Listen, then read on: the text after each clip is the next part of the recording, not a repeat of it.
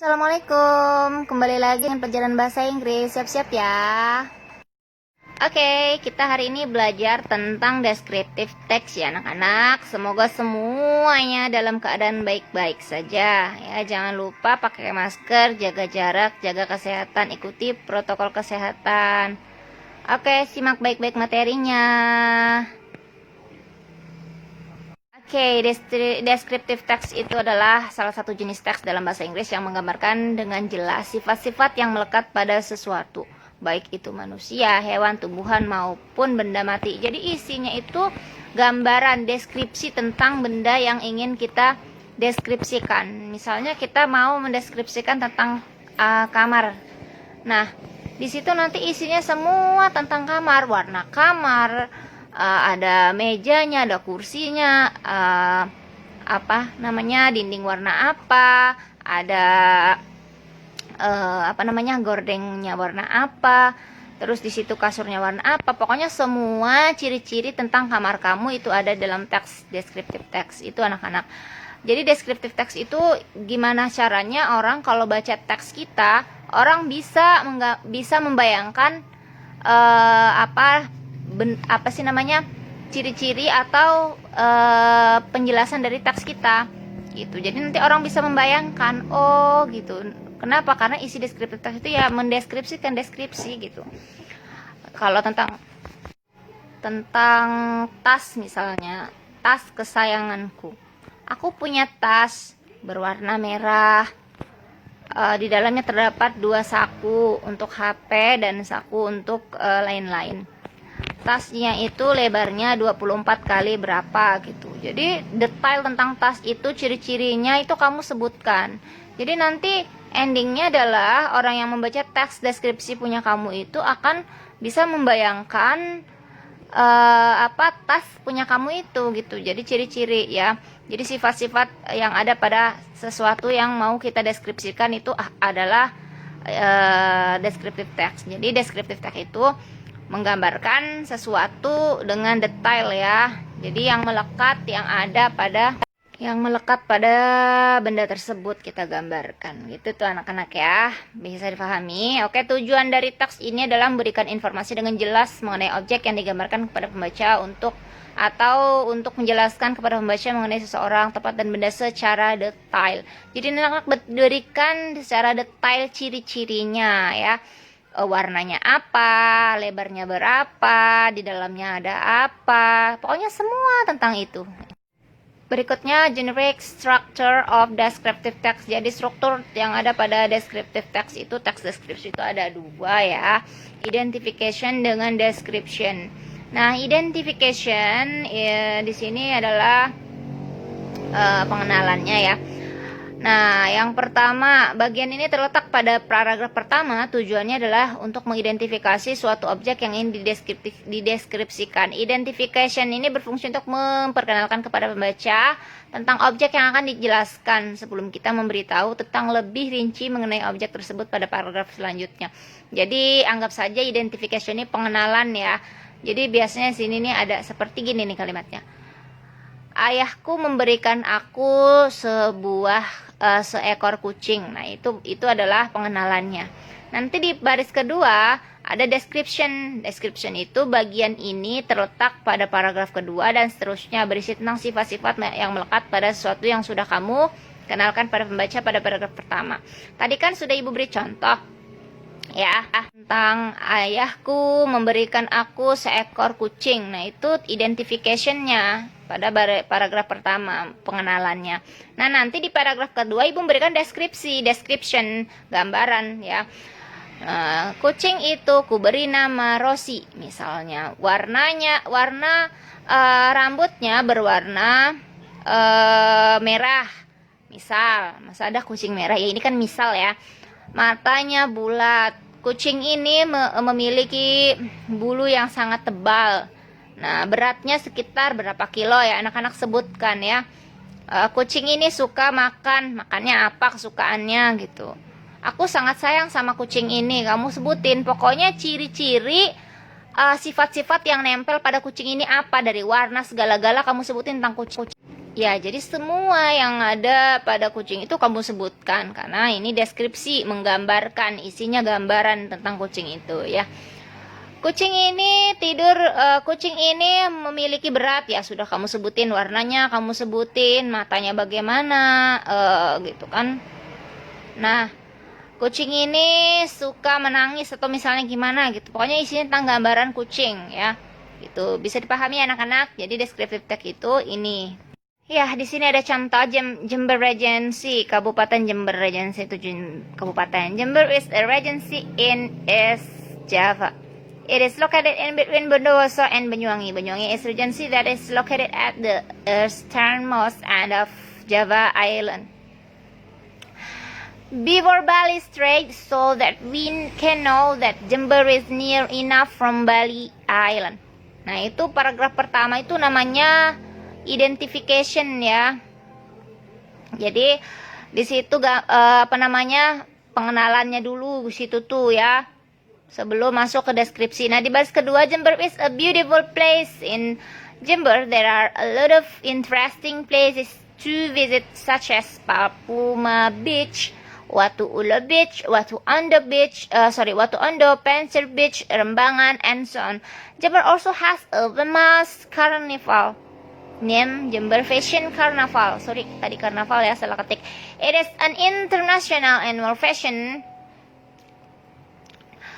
which usually held in August. Besides some beautiful places and a famous carnival, Jember also has a unique culture. People usually call it as Pendalungan. Pendalungan is in acculturation, culture between Javanese and Maduranese. Jember has a total area of. Nah, anak akan sebutin sini ya. Udah, kalau sampai bawah ibu bacanya nanti selesai ya materi. Oke. Nah, di baris pertama itu namanya identification ya, identifikasi pengenalannya dulu di situ tuh. Nah, baru di paragraf kedua adalah deskripsinya, di deskripsi semua yang ada di situ, gitu. Kenapa nggak langsung deskripsi ya? Kan kita butuh pengenalan dulu, gitu. Paragraf ini ngenalin tentang apa nih ya? Di baris pertama, Jember adalah kabupaten di Jawa, gitu. Oh, Jember ada di Jawa. Baru deh di paragraf berikutnya, Kabupaten Jember. Ya, misalnya di baris kedua paragraf, Jember adalah tempat yang indah. Nah, nanti anak-anak di slide berikutnya ada arti dari teks Jember Regency biar anak-anak lebih paham lagi ya. Ibu berikan arti dalam bahasa Indonesia. Simak baik-baik. Ya, lihat baik-baik. Kabupaten Jember kan judulnya ya.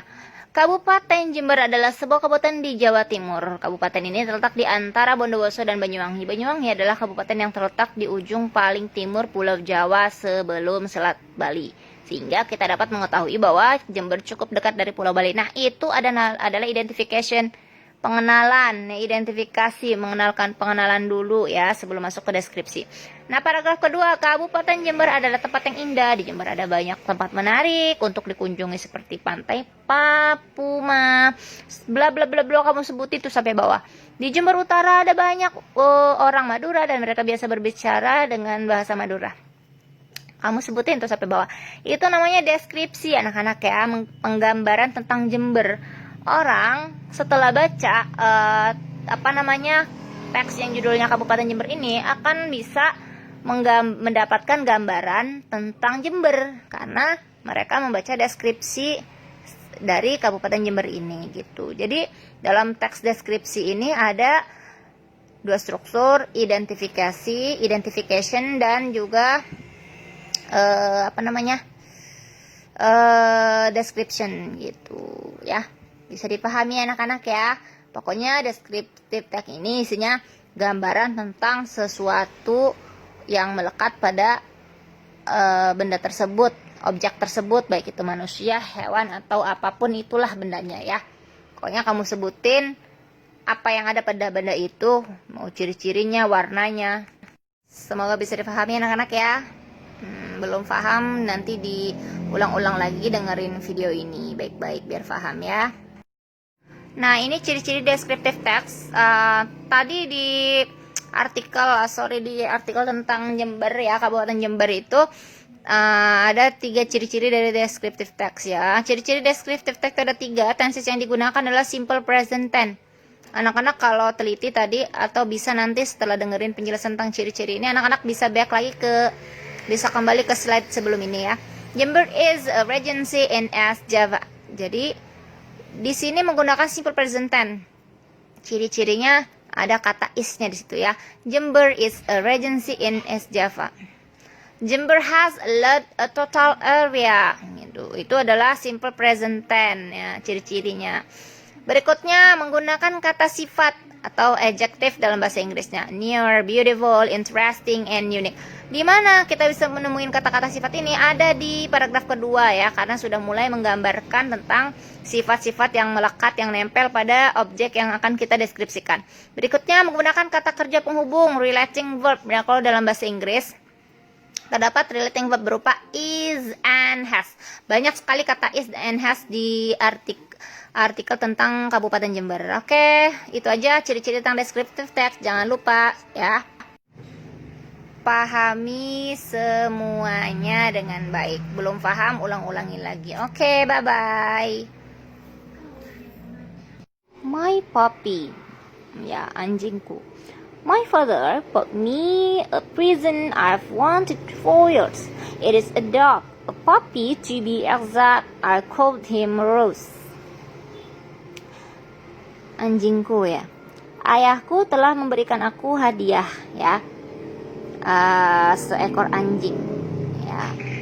Saya sebut dia Rose. Jadi dikasih nama Rose itu adalah identification ya, pengenalannya, identifikasinya.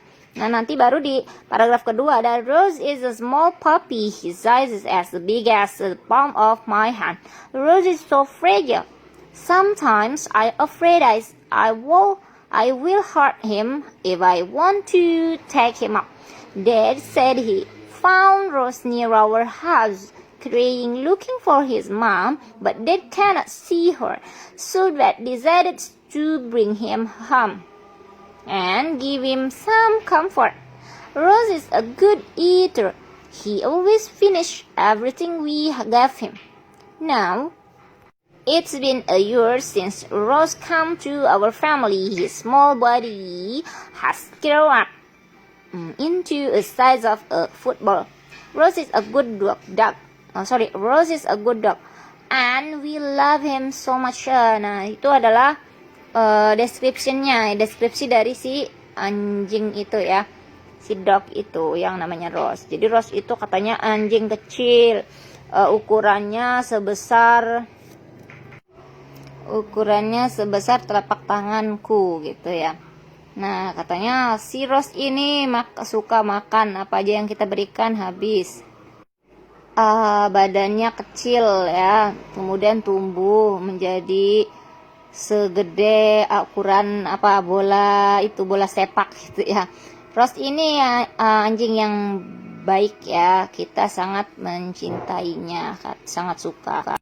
Nah, itu teksnya lengkap, ada identification, ada descriptionnya. Oke, anak-anak bisa difahami, ulang-ulang lagi materi ibu agar paham ya.